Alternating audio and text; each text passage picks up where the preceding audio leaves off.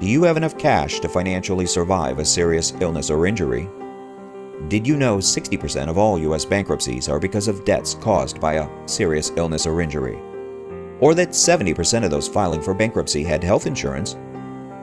Or that the average debt was almost $18,000? A Harvard study discovered there are 3 things that happen to families with health insurance that have caused millions to file for medical bankruptcy.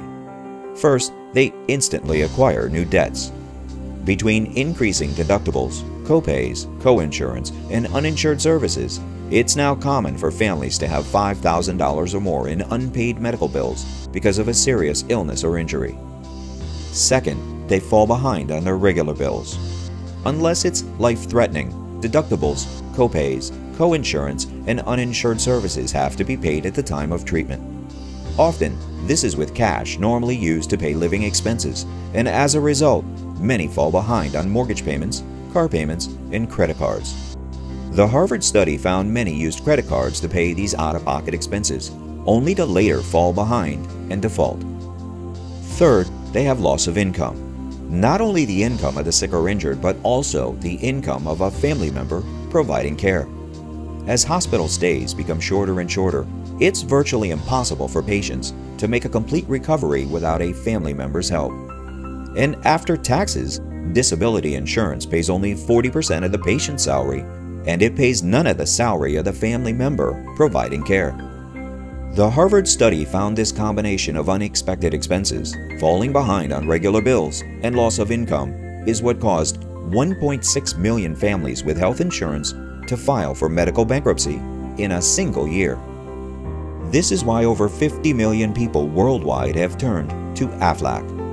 Unlike your health insurance that pays the doctor and hospital, Aflac gives you cash you can use to pay these deductibles, copays, uninsured services, mortgage payments, car payments, groceries, gas, or any other expense until your family is back on its feet. So Aflac's there for you when something major happens. What about when something minor happens? This is Sarah, and she was involved in an auto accident. Aflac paid Sarah $150 for her ambulance ride to the ER. She received $120 for her ER admission. The ER doc told Sarah she would need an MRI, and Aflac paid her $150. Sarah was told she would need surgery in the morning, and that would mean an overnight stay. Aflac paid Sarah $1,000 for her hospital admission. She also received $200 because she would be there for 1 day. Had it been more, she would receive $200 for each additional day.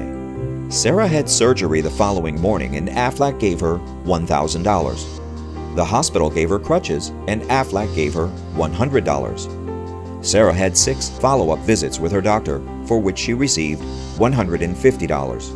She had 10 physical therapy sessions, for which she received $250. In total, Aflac paid Sarah $3,120 in cash, regardless of what her health insurance paid.